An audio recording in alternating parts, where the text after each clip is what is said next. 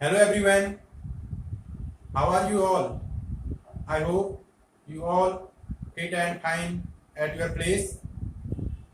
तो स्टूडेंट्स, आज हम इस वीडियो के माध्यम से हिंदी वसंत के 90वें पाठ, जिसका नाम है चिड़िया की बच्ची, का अध्ययन करेंगे। तो पाठ प्रारंभ करने से पूर्व पाठ में आए हुए कठिन शब्दों का अर्थ जान लेते हैं। पहला शब्द है संगमरमर। संगमरमर इसका अर्थ होता है एक सफेद पत्थर जो इमारतों में लगाया जाता है। संगमरमर का पत्थर जो आपके मकानों में लगता है वही है। दूसरा शब्द है कोठी। कोठी का अर्थ होता है पक्का एवं ऊंचा मकान, या जिसको आप हवेली भी कह सकते हैं।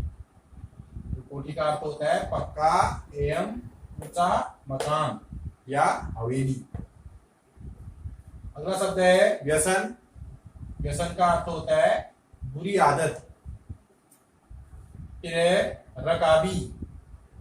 रकाबी का अर्थ होता है तस्तरी या गोल छोटी थाली, उसको रकाबी बोलते हैं, तस्तरी या फिर गोल छोटी थाली। अगला शब्द है मसनद। मसनद का अर्थ होता है बड़ा तकिया, जो लंबा सा गोल बड़ा तकिया होता है उसको मसनद कहते हैं। अगला शब्द है गलीचा। गलीचा का अर्थ होता है ऊन की मोटी चादर। अगला शब्द है स्वच्छंद। स्वच्छंद का अर्थ होता है मनमाना।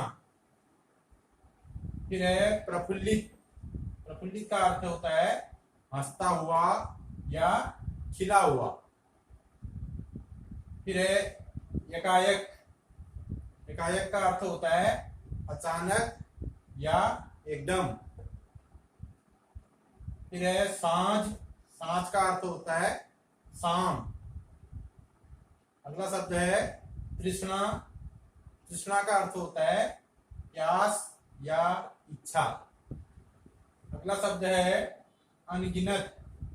अनगिनत का अर्थ होता है जो गिने न जा सकें। अगला है नादान। नादान का अर्थ होता है नासमझ। फिर है स्पर्श। स्पर्श का अर्थ होता है छूना। तो ये पाठ में आए हुए कठिन शब्दों के अर्थ थे। अब हम पाठ प्रारंभ करते हैं। तो आप भी मेरे साथ बुक निकालेंगे और बुक में देखेंगे और मेरे साथ रीडिंग करेंगे। माधवदास ने अपनी संगमरमर की नई कोठी बनवाई है। उसके सामने बहुत सुहावना बगीचा भी लगवाया है। उनको कला से बहुत प्रेम है। धन की कमी नहीं है और कोई व्यसन छू नहीं गया है। सुंदर अभिरुचि के आदमी हैं। फूल पौधे रकाबियों से हौजों में लगे फव्वारों में उछलता हुआ पानी उन्हें बहुत अच्छा लगता है। समय भी उनके पास काफ़ी है। शाम को जब दिन की गर्मी ढल जाती है और आसमान कई रंग का हो जाता है, तब कोठी के बाहर चबूतरे पर तख्त डलवा कर मसनद के सहारे वह गलीचे पर बैठते हैं और प्रकृति की छटा निहारते हैं। इनमें मानो उनके मन को तृप्ति मिलती है। तो माधवदास नाम के जो व्यक्ति हैं, उन्होंने अपना नया मकान बनवाया है। मकान के सामने सुंदर सा बाग बगीचा भी लगाया है और वो कला प्रेमी व्यक्ति है। धन की कोई कमी नहीं है और उनको कोई व्यसन भी नहीं है और उनकी जो रुचियां हैं वो काफ़ी अच्छी हैं। घर के सामने फूल पौधे फव्वारे लगे हुए हैं और समय भी उनके पास काफ़ी है। तो शाम को जब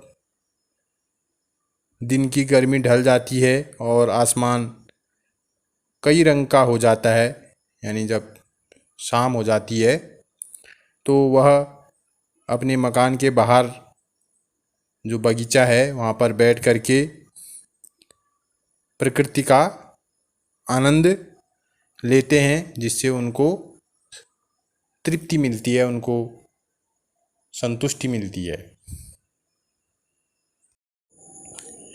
मित्र हुए तो उनसे विनोद चर्चा करते हैं, नहीं तो पास रखे हुए फरसी हुक्के की सटक को मुंह में दिए ख्याल ही ख्याल में संध्या को स्वप्न की भांति गुजार देते हैं। आज कुछ कुछ बादल थे, घटा गहरी नहीं थी, धूप का प्रकाश उनमें से छन छन कर आ रहा था। माधवदास मसनद के सहारे बैठे थे। उन्हें जिंदगी में क्या स्वाद नहीं मिला है। तो शाम के समय माधवदास जब अपने घर के बाहर बगीचे में बैठते हैं और अगर उनके कोई मित्र उनके साथ हैं तो वो उनके साथ बातचीत करते हैं, अगर नहीं हो तो जो हुक्का उनके पास रखी रहती है उसको तंबाकू पीते हैं और अपनी संध्या को यानी अपनी शाम को वो व्यतीत करते हैं। तो आज का जो दिन था उसमें दिन में कुछ बादल थे और धूप का प्रकाश उनमें से छन छन करके आ रहा था। तो माधवदास मसनद का अर्थ मैंने आपको बताया था, एक बड़ा तकिया। तो उस तकिए के सहारे वो बैठे थे, पर जी भरकर भी कुछ खाली सा रहता है। उस दिन संध्या समय उनके देखते देखते सामने की गुलाब की डाली पर एक चिड़िया आन बैठी। चिड़िया बहुत सुंदर थी, उसकी गर्दन लाल थी और गुलाबी होते होते किनारों पर जरा जरा नीली पड़ गई थी। पंख ऊपर से चमकदार स्याह थे। उसका नन्हा सा सिर तो बहुत प्यारा लगता था और शरीर पर चित्र विचित्र चित्रकारी थी। चिड़िया को मानो माधवदास की सत्ता का कुछ पता नहीं था और मानो तनिक देर का आराम भी उसे नहीं चाहिए था। कभी पर हिलाती थी, कभी फुदकती थी। वह खूब खुश मालूम होती थी। अपनी नन्ही सी चोंच प्यारी प्यारी आवाज़ निकाल रही थी। तो जब शाम को माधवदास अपने बगीचे पर बैठे थे तो उन्होंने देखा कि एक चिड़िया जो है उनके बगीचे में गुलाब की डाली पर आकर के बैठ गई। चिड़िया बहुत सुंदर थी, उसकी गर्दन लाल थी और उसके किनारे पर नीले नीले रंग के पंख थे। पंख काफ़ी चमकदार थे, तो काफ़ी सुंदर चिड़िया थी वो। और वह कभी अपने पंख हिलाती थी, कभी फुदकती थी, तो वह काफ़ी खुश हो रही थी।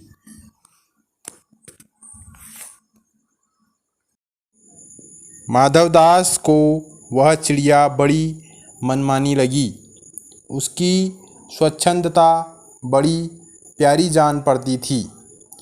कुछ देर तक वह उस चिड़िया का इस डाल से उस डाल थिरकना देखते रहे। इस समय वह अपना बहुत कुछ भूल गए। उन्होंने उस चिड़िया से कहा, आओ, तुम बड़ी अच्छी आई। यह बगीचा तुम लोगों के बिना सूना लगता है। सुनो चिड़िया, तुम खुशी से यह समझो कि यह बगीचा मैंने तुम्हारे लिए ही बनवाया है। तुम बेखटके यहाँ आया करो। तो माधवदास उस चिड़िया को देखते रहते हैं और कुछ देर तक वह चिड़िया एक डाल से दूसरी डाल में थिरकती रहती है। तो माधवदास उस चिड़िया से कहते हैं कि यह बगीचा तुम्हारे बिना सूना लगता है। अब तुम यह समझो कि मैंने यह बगीचा तुम्हारे लिए ही बनाया है। तुम यहाँ आते रहना। चिड़िया पहले तो असावधान रही, फिर जानकर कि बात उससे की जा रही है वह एकाएक तो घबराई, फिर संकोच को जीतकर बोली, मुझे मालूम नहीं था कि यह बगीचा आपका है। मैं अभी चली जाती हूँ। पल भर सांस लेने में यहाँ टिक गई थी।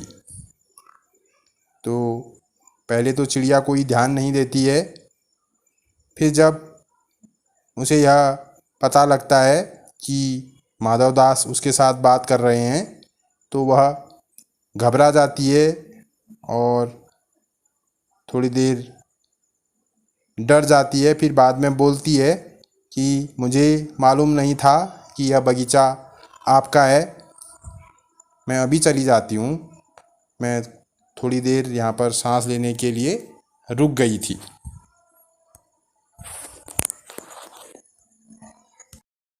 माधवदास ने कहा, हाँ, बगीचा तो मेरा है।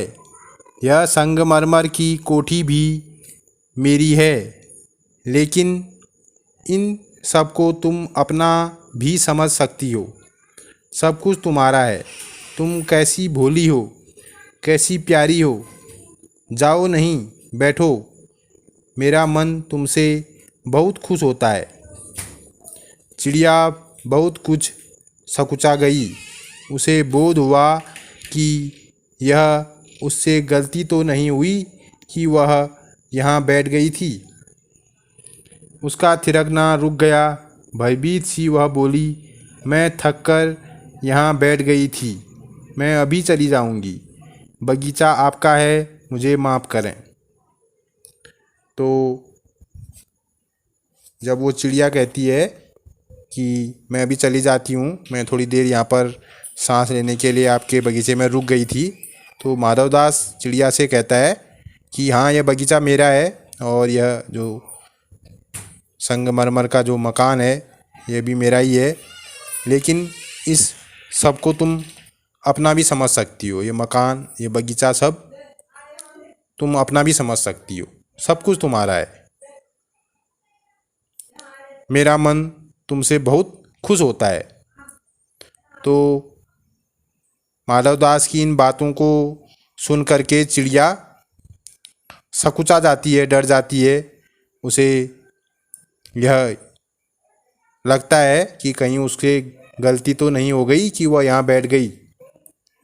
तो वह इधर उधर फुदकना बंद कर देती है और भयभीत हो जाती है, डर जाती है और कहती है कि मैं थककर यहाँ बैठ गई थी। मैं अभी चली जाती हूँ। बगीचा आपका है, मुझे माफ़ करो। माधवदास ने कहा, मेरी भोली चिड़िया, तुम्हें देखकर मेरा चित्त प्रफुल्लित हुआ है। मेरा महल भी सूना है, वहाँ कोई भी चहचहाता नहीं है। तुम्हें देखकर मेरी रागनियों का जी बहलेगा। तुम कैसी प्यारी हो।